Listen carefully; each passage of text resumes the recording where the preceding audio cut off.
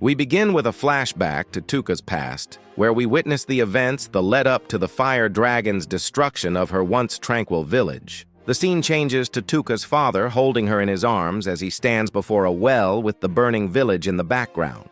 He tosses his daughter into it, and as she horridly watches on, we see the massive frame of the dragon looming behind her father. The elf wakes from her nightmare to find that she's safely within the vehicle of the recon unit as they approach Alnus Hill, the base of the JSDF and their new temporary home. Elsewhere, we find Princess Pina, daughter of Emperor Augustus. The princess has been cynically tasked with investigating the new invaders by her father. She and her Rose Knights have stopped off at a tavern, and as they order their food, the waitress regales them with tales of the soldiers from another world who injured and drove off a fire dragon. Back at the base, we watch as the refugees introduce themselves.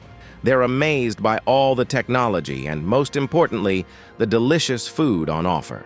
Pina and her knights arrive at the home of King Duran, the legendary war hero who, though worse for wear with the loss of an arm and a leg, is very much alive as he recovers in bed. Duran tells her that he believes that her father, knowing how powerful their foes are, still sent him and all the other kings to a battle that he knew would result in their complete defeat. Reeling from this new information, the princess is more determined than ever to investigate what occurred. And so she and her knights continue on their journey towards Alnus Hill, with their first stop along the way being the great city of Italica. Back at the base, we see members of Itami's unit, Mari Kurokawa, the close combat specialist, and Shino Kuribayashi, the combat medic, voicing their concerns about Tuka's well-being.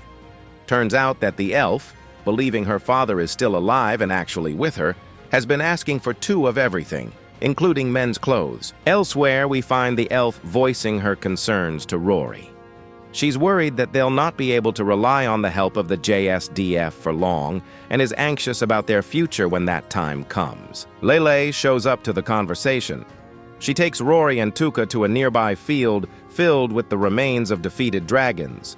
Turns out that the scales from the creatures are highly valuable, and upon confirming that the JSDF have no use for it, and after being given permission to harvest them, the young mage assures the elf that their financial futures are very much secure. With bags of dragon scales in their possession, they decide to make their way to the city of Italica, where they hope to make their trade. And with the assurance and support of her new companions, we watch the three ladies, along with Itami and his unit, on a collision course with Princess Pina and her knights, as they too make their way to Italica.